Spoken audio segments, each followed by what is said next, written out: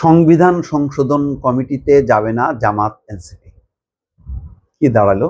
দেখেন, আমরা বলি যে সংসদীয় ব্যবস্থায় সংসদ হচ্ছে মূল। সংসদ যত কার্যকর হবে, সংসদীয় গণতন্ত্র বা প্রকৃত গণতন্ত্র সেটা সুপ্রতিষ্ঠিত হবে। আগে সংসদ কার্যকর ছিল না।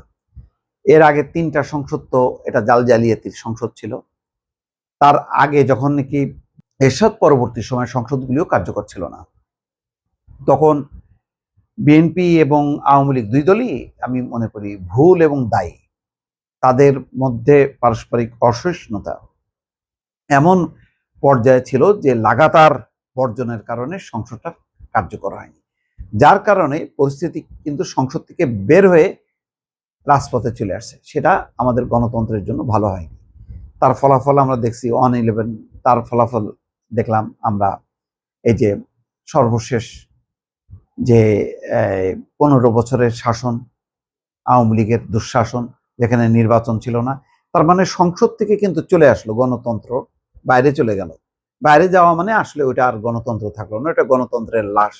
ওই গণতন্ত্রের লাশটা বহন করতে করতে আমাদের 3টা সংসদ, অন্তত বলা যায় 3টা সংসদ জাল জালিয়াতির সময় হয়েছে, 14, 18 এবং 24।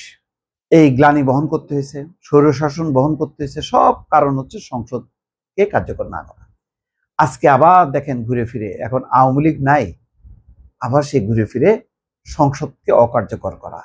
তার মানে সংবিধান সংশোধনের জন্য সরকার বা সরকারি দলের পক্ষ থেকে যেই বিশেষ কমিটি গঠন করা হয়েছে, সংবিধান সংশোধন করেই তো আপনি স্বৈরতন্ত্রের অবসান ঘটাবেন, এক ব্যক্তির হাতে যাতে বেশি ক্ষমতা কেন্দ্রীভূত না থাকে। এই যাবতীয় বিষয়গুলো তো সংসদে যারা নির্বাচিত সদস্য তারাই আলাপ আলোচনা করে ঠিক করবেন। কিন্তু এখন বিরোধীরা বলতেছে যেহেতু 2/3 সংখ্যাগরিষ্ঠতা আছে, তার জোরে সরকার যা চাইবে তাই করবে। আচ্ছা, তা করার আগে তো সেই সংসদীয় কমিটি কি আলোচনা হচ্ছে, তার মতামত কি, সেই বিষয়বস্তু তো, এটা তো গোপন কিছু না। বাইরে আসবে, জনমত তৈরি হবে, প্রতিক্রিয়া ফিডব্যাক পাবে, তারপরে তো করবে। এখন যদি সরকার চায়, সংসদীয় কমিটিও করলো না, তারপরে ওই যে গণভোটের যেই রায় সেটা বাস্তবায়ন করলো না, এই যে সংবিধান সংশোধনের জন্য এই যে বিশেষ যেই ঐকমত্য কমিশনের সুপারিশ আমলে নিল না, কি করতে পারবে? কিছুই করতে পারবে না।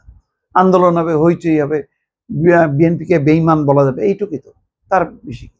কিন্তু মূল কাজটা তো এখানে কে সরকারে থাকলো কে বিরোধী পক্ষ তা না, এমপিরা, নির্বাচিত এমপিরা আলাপ আলোচনা করে সংবিধান সংশোধন করবে। তা আপনি আগে বিএনপি কিছু করবে না, সংখ্যাগরিষ্ঠতা জোরে সব পাশ করে নেবে, আপনি আগেই রায় দিয়ে বিএনপিকে আসামি বানায় ফাঁসি কাস্টে ঝুলাচ্ছেন, এইটা কি চলবে? এটা কি ঠিক? বিএনপি মনে করেন এখন বিরোধীরা কি চায়, যে ওই যে তারা বলতেছে গণভোটের ফলাফলের অনুযায়ী সংবিধান সংস্কার করতে হবে।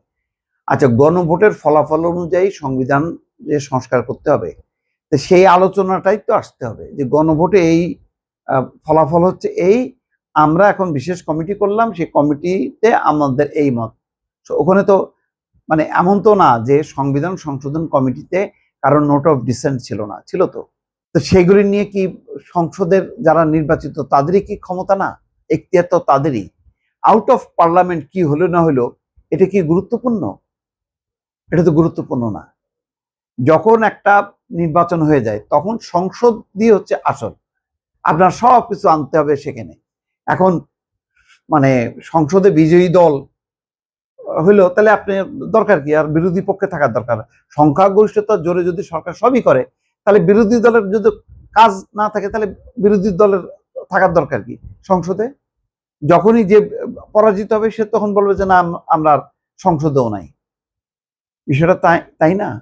ভাবা দরকার। দেখেন, ঘুরে ফিরে সেই আওয়ামী লীগ বিএনপির সময় যেই পার্লামেন্টে আমরা দেখছি শুধু বর্জন বর্জন বর্জন, তারপরে ওই তত্ত্বাবধায়ক সরকার ব্যবস্থা বাতিলের সময়ও তাই, তখন ছিল কিন্তু তারা শোনে নাই। কিন্তু ওই প্রোটেস্টটা তো হয়েছে যে বিরোধী দলের কোনো কথা শোনা হয়নি, তারপরে বিরোধী দল বর্জন করছে, আপনি আগেই সিদ্ধান্ত নিয়ে নিচ্ছেন যে আপনি থাকবেন না। এটা কি এই বর্জনটা বা এই সিদ্ধান্তটা কি গণতান্ত্রিক আকাঙ্ক্ষার সাথে, জুলাই অভ্যুত্থানের সাথে সামঞ্জস্যপূর্ণ? দর্শক, মতামত চাই আপনার।